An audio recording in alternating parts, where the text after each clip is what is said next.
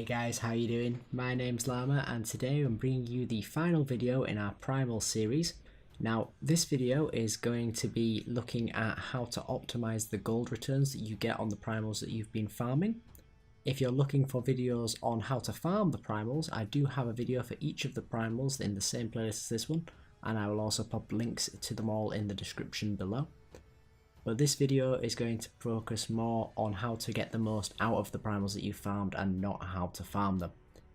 Now, another little disclaimer is that I am going to be cherry picking a single item, as often this is what these videos are laid out to do, of what is the best thing to do with your items, but there is a great many things that you can do with each of the primals, and we'll cover that more at the end of the video.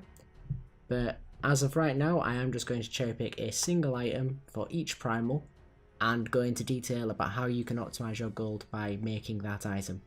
So let's just dive in. So right off the bat, we're going to dive in with Primal Might. Now the reason we're choosing this one first is because it's a little bit different to all of the others, in that it's both an item that you're going to be crafting with your primals and a primal in of itself that you're going to be crafting with. So if you haven't seen my video on Primal Might crafting, I highly recommend doing so. I'll put a link down in the description below for you. And that explains how you're going to go about getting these. But this video is focused on what we're going to do with them, and the first thing that I'm going to suggest is making the Fell Steel Longblade. Now, a lot of you will have already heard of the Fell Steel Longblade, and it is an incredibly popular item. That's why we're recommending that we make it with the Primal Mights. It is going to sell very well compared to a lot of other transmog items. That being said, on a lot of realms, the market is a little bit iffy, so if you want to go to the end of the video and have a look there for other suggestions of things to do with Primal Might or how to find what you should be using your Primal Mights for, then please do so. But we're going to use this as the example for Primal Might. So the first thing that we notice is that the Fell Steel Longblade has a market value on average across all of Europe of roughly 120,000 gold. And the reason why we're recommending that you make this item is because the crafting cost of each one, including the primals that you'll have found for yourself if you were to sell them individually, have a value of roughly 6,500 gold, whereas if you were to gather these items or even purchase them off the auction house at average price, the crafting cost is just under 71,000.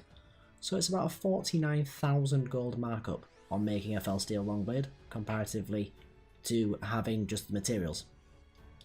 Now that being said, obviously your profit margins are greatly increased if you can efficiently farm the items as opposed to purchasing them. And also the biggest factor here that we love about the crafting is that you can make as many of these as you would like.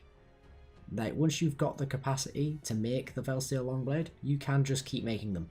You can stand at the auction house and buy the primals as well as all of the other materials, restock and sell these items. That's one of the greatest things about making gold this way.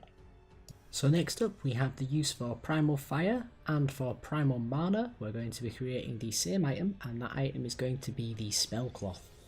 Now the Spell Cloth, compared to a lot of items on this list, has quite a low cost as well as a lower sell price of course, but the profit margin is actually very high. So the cost on average across all of Europe to create this item is 1,302 gold and 55 silver at the time of this recording, whereas the item itself is selling for 16,045 gold for silver. So as you can tell, the profit margin there is absolutely obscene. You're looking at roughly 16 times the cost of crafting. Now, Spellcloth does have one minor drawback compared to other items on this list, and that is that it does have a cooldown on its craft. You can only make it once per day, but at once per day is more than sufficient for that rate of return, and they aren't going to shift all that quickly that you're going to need multiple of them on the auction house at any one time. That being said, if you had multiple tailors, of course you can create more than one per day using these materials. Another point to note here is that the use for Primal Shadow is also linked with Primal Fire, and that is to make Spellcloth's twin item, Shadow Cloth. Now the Shadow Cloth works exactly the same way, but it does share a cooldown with the Spellcloth, and you will have to decide as to which of these you want to make on a daily basis. However, if you simply farm twice as much fire as you do the other two primals mentioned, you will be able to alternate and use all of your primals to keep a nice healthy supply of both items available to you. Or of course, if one of these primals that is used with the fire has a much higher price on your realm, there is nothing stopping you simply making the other one instead and selling that primal as is for a higher profit margin. Next up, we have the use for Primal Air. Now with Primal Air, we are going to be making our Swift Steel gloves. Now, the Swift Steel gloves, including the cost of all of the materials, including your primals, comes to, on average across Europe, 12,902 gold, 10 silver. However, the average sale price is 45,000 gold. Now, that is a hell of a profit margin. And the Swift Steel gloves, unlike a lot of others, are quite easy to get a hold of the recipe for.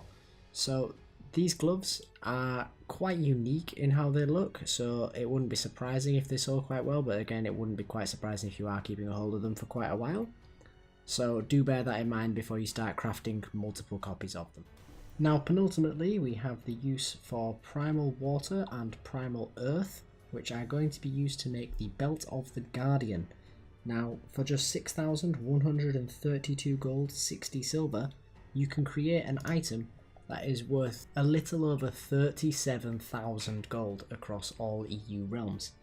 Now, of course, like all these other items, the prices are going to be variable based on your server, so please do keep listening towards the end of the video when I discuss how's the best way of assessing which items are best for you from any of these primals to be crafting, based on your realm's economy. Now for our final primal, Primal Life, you will have realised that in my Primal Life video, if you've watched that, I did discuss how I was struggling for ideas for what to make with Primal Life, but while doing the research for this video, I discovered that you can create Primal Mooncloth with Primal Life.